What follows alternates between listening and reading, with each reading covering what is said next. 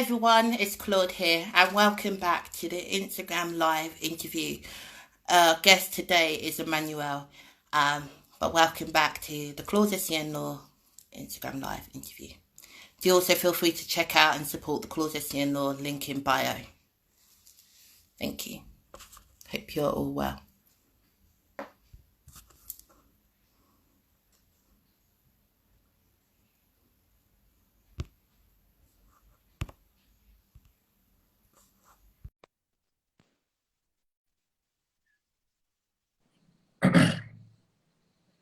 Hi.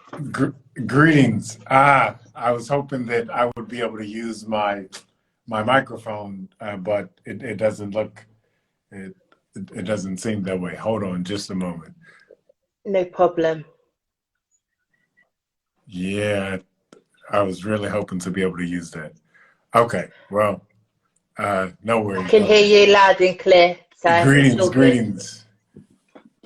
So yeah, would you like to introduce yourself? And also, how are you? I'm feeling pretty good. And so my name is Emmanuel Enime, and I am the character coach. And who I am really isn't so important, but what is important is what I came to give. And it starts out with this. I came to give people the mindset in order for them to make it through this life. And the mindset is this, that I am going to have joy during the difficult times in life. And I am still going to remain pleasant, and people are going to enjoy being around me as I am going through the difficult times, because that's how strong my joy is. And so it's an absolutely possible place for everybody on the planet to get to. And I reference these two women often, Amy Carmichael and Gladys Aylward. Both of them are, sorry, my screen looks like it was trying to time out. Both of them are good examples of women who had that mindset. One lived in, what was that, the mid 1800s to early 1900s. She moved from the UK, I believe Ireland, to India to go work, to go serve, and to a large part of her work involved her rescuing very young children, young women from a difficult life working as a temple slave. And if you go and look at her story, you'll see, oh my goodness, this woman had that strength of character to the point where people are still celebrating the joy that she put into her community in India. And then Gladys Aylward, her journey is absolutely interesting. And so she was going out one night with friends in London, and then she got lost in the crowd and ended up in a church.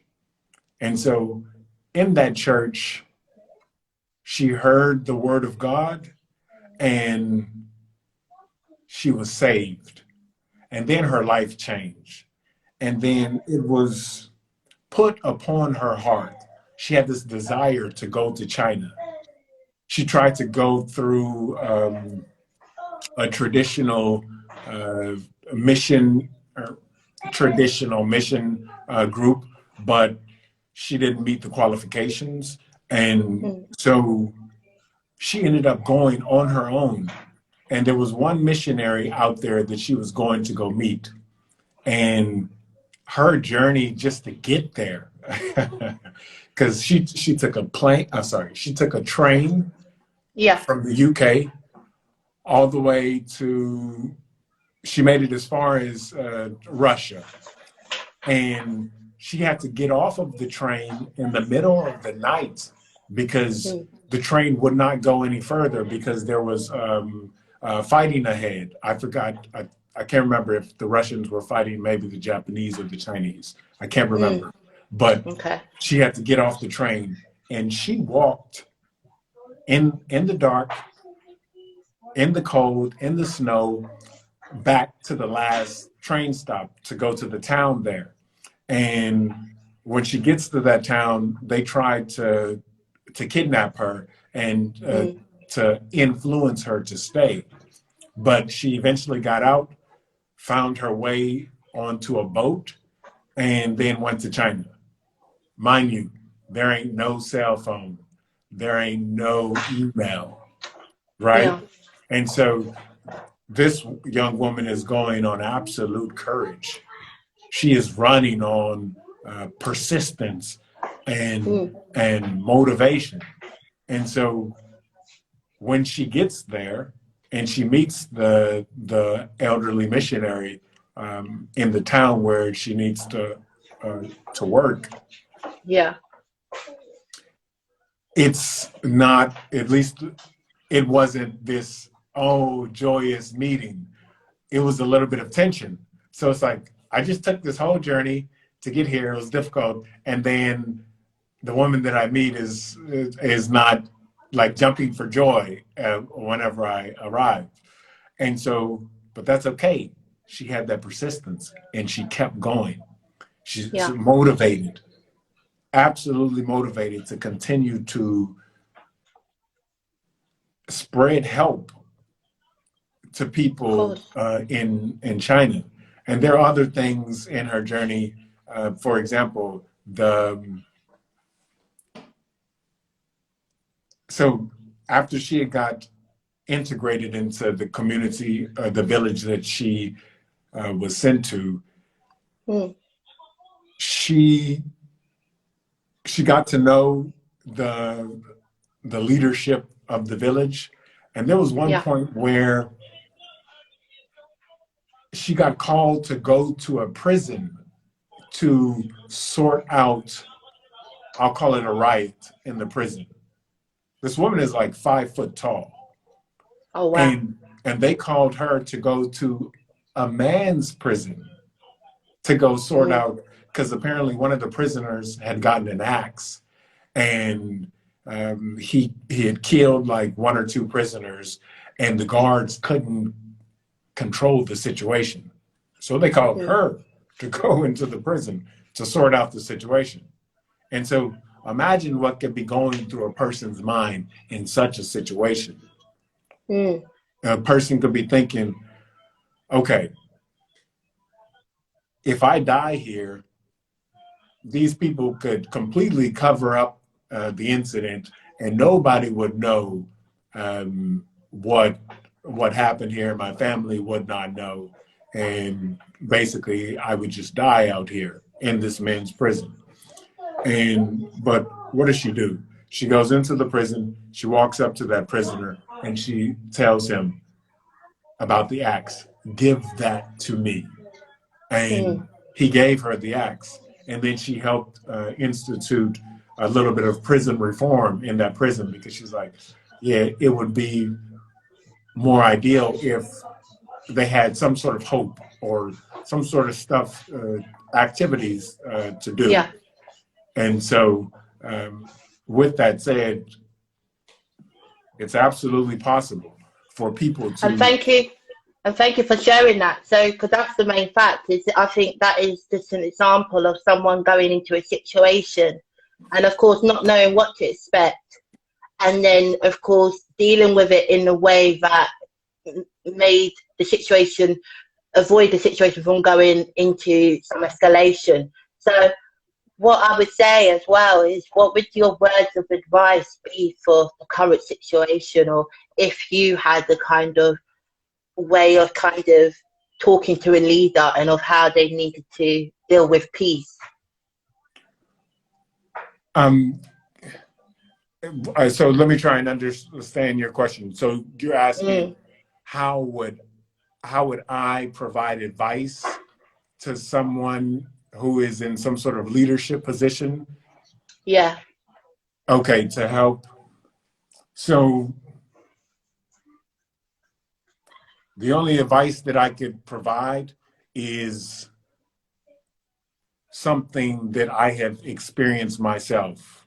And so I could say, I was in this similar situation and I did this, and this, and these are my results. This is what helped me.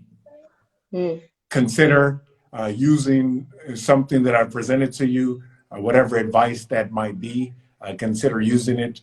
And if not, I'll say prayers for you, and I hope that you get the wisdom to figure out how to handle whatever tough situation that might be occurring. So I'll give an example of that process of giving somebody advice based on wisdom that I learned after going through a particular situation. So, okay, I laugh because it's always funny to think about. So when I was so this was August of this past year. So God told me to go to Germany in the month of August. And one of the things that he had me doing in Germany was approaching random strangers on the street and getting over my fear of having small talk conversations, getting over my fear and worry about being rejected and accepting rejection and forgiving whenever I would get rejected. And so I was doing that often in Germany until I earned courage from the experience. And so something else that he had me do was I had to start singing in public. And at one point I had to go into one of the main squares in Munich, in Marienplatz in Munich, and I had to sing the German version of the Happy Birthday song. And so it's a kid-friendly version, or excuse me, I guess it was made for kids just to be very funny, and it goes like this. Marmalade, I'm sure. Marmalade, I'm sure. Apricosa in the hosa. Marmalade, I'm sure. And so what that translates to is marmalade in the shoe, apricots in the pants, marmalade in the shoe. So it's a silly and fun. It's a silly. Thank you for sharing. You've got a great voice. Thank you for sharing. Oh, thank you kindly. Thank you kindly. But it's a fun song. But so something I learned in that process was that one of the things that was holding me back was my worry about the potential opinions of other people. So I'm like, oh, this person's going to laugh at me, or they're going to look at me strange, or they're going to think I'm crazy. And so I noticed that, and I'm like, okay, that's limiting. And then God helped me learn a little bit more. And he helped me learn and realize that, well, a lot of people encounter such a situation where they're worried about the opinions of other people drives their action or their inaction. So, for example, somebody maybe was driven to buy a house that they should not have bought because they were worried about the opinions of other people. And so they were worried like, oh, people are going to look down on me, or people are going to think I haven't made it if I don't have this type of house. And so that's an example of a person's opinions, a person worried about the opinions of other people, driving them to an unideal action. And then on the other side, or I guess I'll add to that.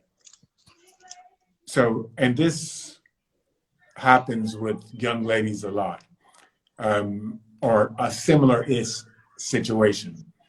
Or the human race in general as well. Well, so I'm going to speak of a specific point that. So a young lady sees all of her friends around her getting married and having kids. Okay. And maybe her friends start to make slights and make small jokes about, oh, you're not there yet, or her family is putting her under pressure.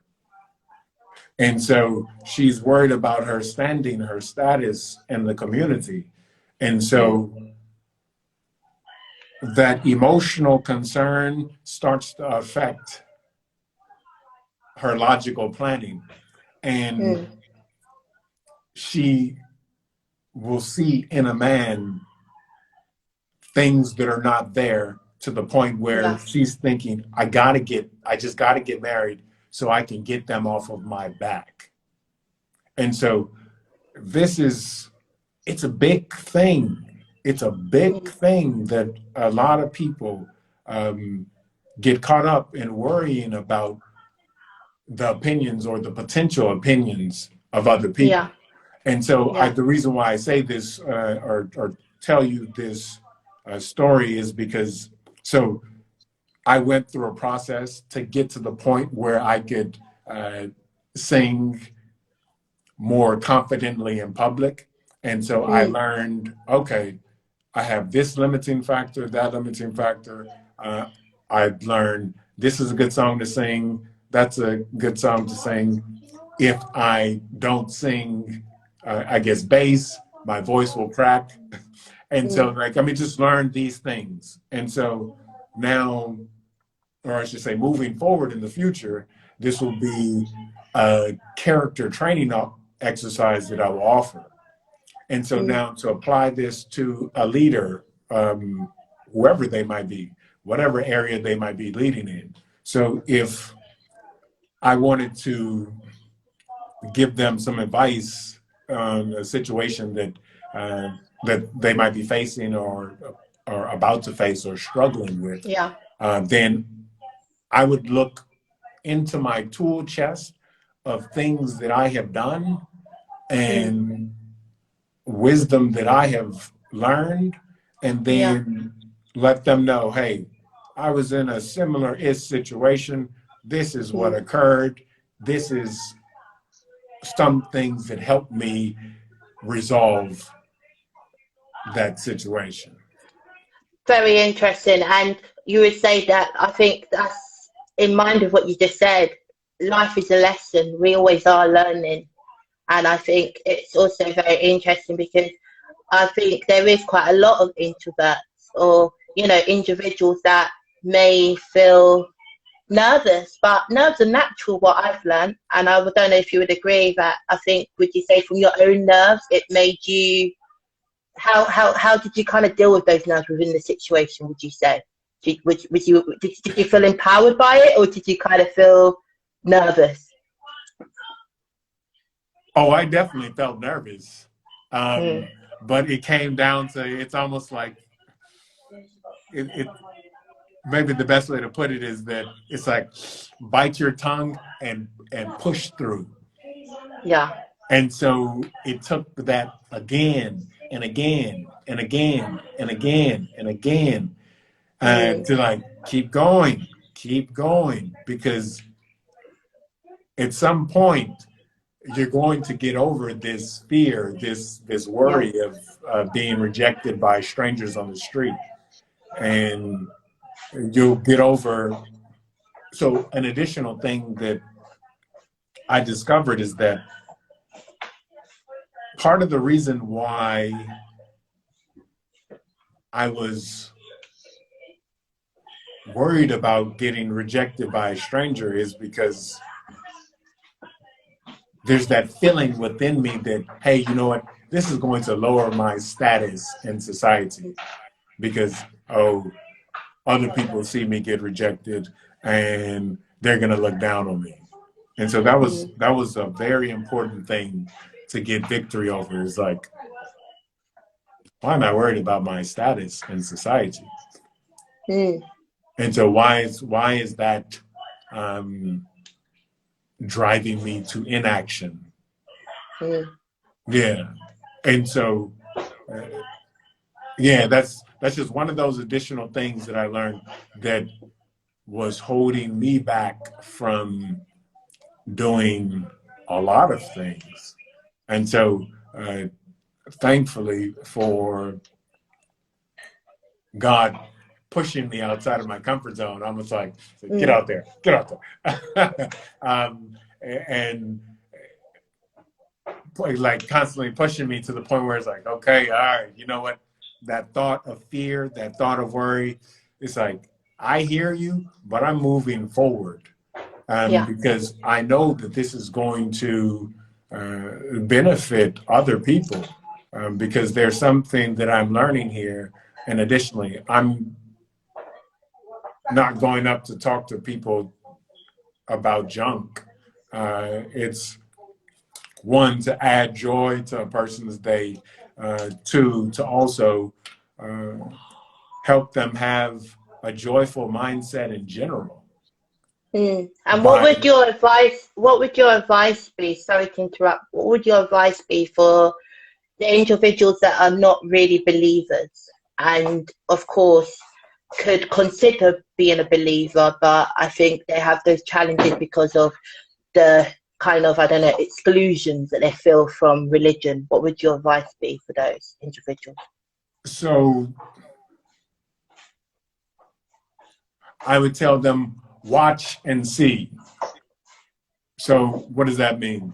So watch me live out my life, watch another believer live out their life, Mm. and like, but watch closely and understand what's happening, and ask questions to find out, well, why did you do that, or how did you get the ability uh, to forgive in that situation, or how did you stay patient in that situation? So watch and see, and see, is there Mm. something that you have witnessed Yeah. in my daily behavior that makes you say, okay, maybe I was looking at belief from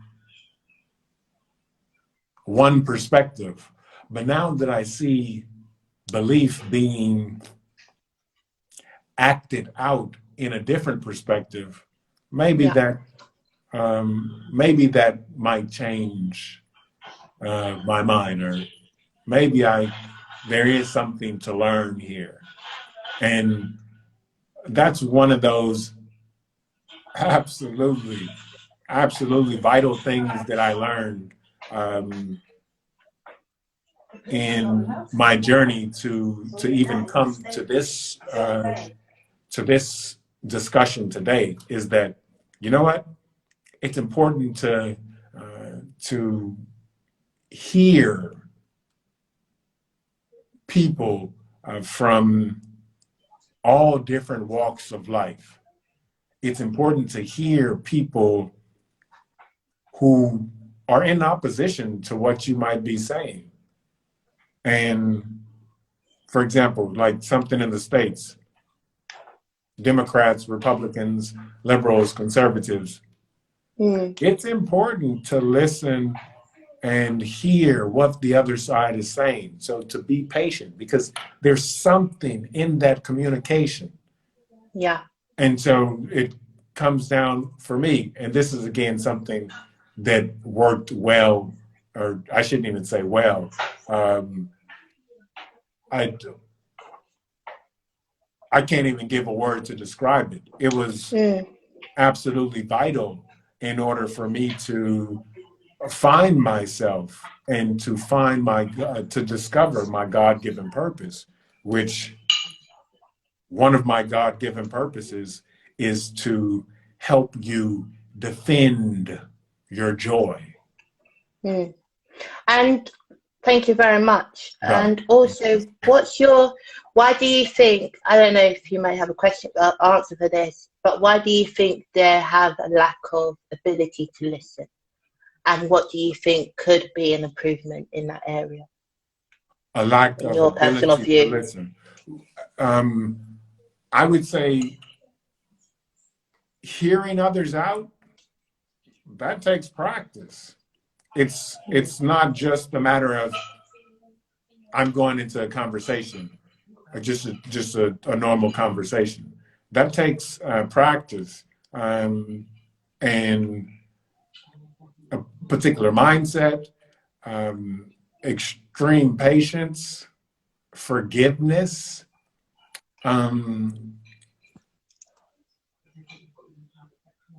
learning how to squeeze in a safe joke, because sometimes, conversations can be tense sometimes. And so figuring out, okay, well, I understand that this is a tense conversation, but let me find a way I heard someone say this once, laughter shortens the distance between people. And so it's like finding some sort of small humor to dismantle the tension in a conversation. And so that is a strategy. That is something that needs to be learned and practiced. And this is something additional that I will be offering sometime in the future. That's a strategy to be able to be patient and hear someone out on whatever grievance they might have. Yeah. I would love to ask you, what's your favorite psalm from the Bible? What's my favorite psalm? I have to say Psalm 23. The Lord is my shepherd, I shall not want. I love that. He makes me to lie down in green pastures. And so the joy that psalm gives me is this. It's like, it's not saying that, or at least I don't see it as saying that, oh, God is going to feed you cakes for the rest of your life and you are just going to be chill, twiddling your thumbs, writing poems, stories, and painting. But it's more so during the difficult times, you can still feel like you are lying in green pastures because you have come to trust that just as long as, and this is for me, just as long as I keep my eyes focused on God, just as long as I don't focus on my external environment and I focus on the promises that have been given. Just as long as I do that, then I can lie in green pastures, although bombs might be dropping around me. And so, as I mentioned before, Amy Carmichael and Gladys Elwood, it's absolutely possible for people to get to that mindset. And Gladys Elwood was in a situation where bombs were dropping around her because, as I understand, I believe it was because when she was in China, the Japanese were invading and they had dropped bombs on some villages. And so, well, matter of fact, additional piece to her story. So in the village she was in, abandoned kids had started coming to her, and she had her own orphanage just out of nowhere. And so came a point where Japanese are invading, they have to leave town. And so she also had a price on her head. And because she was acting as a, or at least they called her a spy. And so she had to take this group of kids, as I recall, it was like 50 or 60 kids. She's the only adult. She takes them through the mountains to try and get to another village to safety. And one of the villages they get to the door, hopeful that they're going to get in, but the guard or whatever said, we don't have enough room. And so at this point, Gladys Elwood, she has no contract with these kids. She technically doesn't owe them anything. She could have said, I'm done. Boom, I'm going back to the UK. I'm going back to England. She could have easily did this. At any point, she didn't have to take in the kids, but she did to help and to nurture. And so she kept going on the journey with the kids, and they eventually got to a village that brought them in. And so that courage that existed in this, I think she was 5 foot tall, as I recall from the documentary. It's like, look, you could get there too. Watch and see that mindset is possible, and watch and see other people who are still joyful in the difficult times, and see what you can learn from them, and see, maybe expand your perspective. And it's possible. It's worked for me. I've expanded my perspective significantly in this life, and because of that, and understanding the grievances of other people, it's like, okay, well, you know what? This has helped me, and I am completely confident it'll help other people climb. Thank you so much for sharing. That is so beautiful. And I just want to ask, what's your outlook for the future? What do you? I asked my previous guest this question. Would you believe that we are able to live in a world of peace?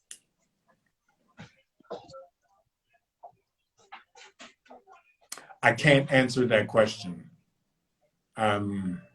Yeah, that's the best response that I can give. Thank you. I'm hopeful, but answering that question, that's a question I can't answer. Yeah, that's fine. Well, I was also going to ask is, do you have any inspirations or any kind of people that have in mind you, other than the wonderful individuals that you shared at the beginning? Wait, ask that again. Are there any other people that I know that have that mindset? Oh yeah. So there are other people that, let's see, what was his, I think his name was Samuel Harris. Wait. No. Oh, okay. I can't remember. But so he came from, it's funny, but he came from Africa and he was a missionary to America. And this was, as I recall, this was in the 1800s or 1900s that this happened. But I can't remember his. Wait, is it okay if I look it up, or You do we can, have? or you can just explain. You can explain the story if you want to. So That's okay, fine. so as I recall, he was the son of a chief in a village in Africa, and at one point he had to go to another village, and he was tied up to a post in that village, and they were, as I recall, physically abusing him. And so there came a point where, yeah, I believe they were beating him in some way, shape, or form. There came a point where he was able to escape, and he ran. And so where he ran to was a missionary. And it was there that he started to learn things about Christianity, because he didn't know before. And so as he learned, he got hungrier and hungrier. And this is one of the funny parts of his journey. So boom, it was locked in his mind. I got to go to America. Okay, so the missionary he was talking to, she said at one point, I don't have any more wisdom for you in regards to the Holy Spirit. So I learned this from, and she gave the name, and he lives in America. And so young Samuel, I can't remember the last name, he was like, okay, I have to go to America. And she thought it was a joke, but eventually he went to America. And so part of that journey, he was down in the docks, and there was someone who owned a ship, and he asked the guy who owned the ship, hey, can you take me to, or excuse me, I guess they were going to America, and he's like, hey, can I come with you? And the guy's like, no. And so what happened was, so they were supposed to leave at a certain date, but some of the crew jumped ship. And so the captain of the ship was like, well, this kid wanted to come so I could bring him on board and he can work since they jumped ship. And so he gets on board, and he's very helpful and witnessing to people and letting that joy from within affect other people, like, because joy, happiness being contagious. And there was one point where one of the guys on the ship was very aggressive. One of the crew was very aggressive. And I think he had pulled out a sword, and this young man from Africa had stopped him from, I guess, killing someone else on the ship. And then at one point, something happened between him and the captain. And so the captain had come into the room where he was at, and he was ready to start hitting Samuel. And so Samuel dropped to his knees and started praying. And then at that point, the captain, his heart was changed. I guess, God worked in that situation. And so by the time they got to the States, the captain had gave his life to God. And so that's one of the things that I mean by let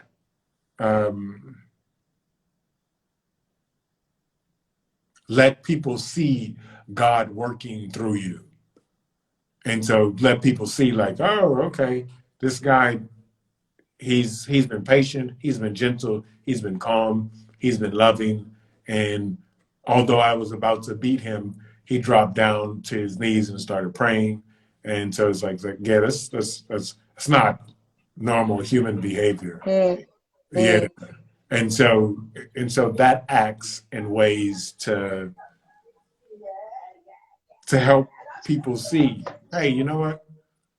There's something about this person. There's something about that person that I think could benefit my life. And especially the ability to forgive. That's a big one. Yeah, that's a very big one. And would that be one of your words of advice? Would be for forgiveness? And what other three words of motivation would you give the world right now in this challenging moment and difficult time for some? I would say walk down the street, smile at a stranger, and if you got the courage, sing a song also. Because as I may mention before, joy is contagious. And if you could spread that to other people, it's a good thing. And it's very important because it's possible that the world is only going to become a darker place. And so it's important for people's lights, that joy, to shine in the middle of the darkness. Thank you so much. And yeah, that was amazing. And it was a pleasure to have you on. And is there any last things that you would like to share, or any shout outs, or we're finished? No, there isn't anything additional. I think we've covered a decent amount of stuff and things for people to think about in regards to that mindset that I am going to be pleasant to be around. Although times around me or my situation may not look to my natural eyes to be an ideal situation, but to my spiritual eyes and due to my trust in God, I am laying in green pastures. Thank you so much for your words of wisdom, and it was a pleasure to talk with you today. And for everyone else, thank you very much for joining this Instagram Live, and do feel free to check out Emmanuel's posts and content on his page. You'll see it pinned up in the comments. And yes, thank you very much. You've all been listening to myself and Emmanuel, who is a wonderful contribution to this Instagram Live. Thank you for your time. And it was the Claudes SEN Law Instagram Live interview. Enjoy the rest of your day, and thank you very much. I will keep you informed of when this is up. Okay. All right. Cool. Well, yeah. You enjoy your day too, yeah? You too. All right. Bye, everyone. All right. Ciao. Thank you.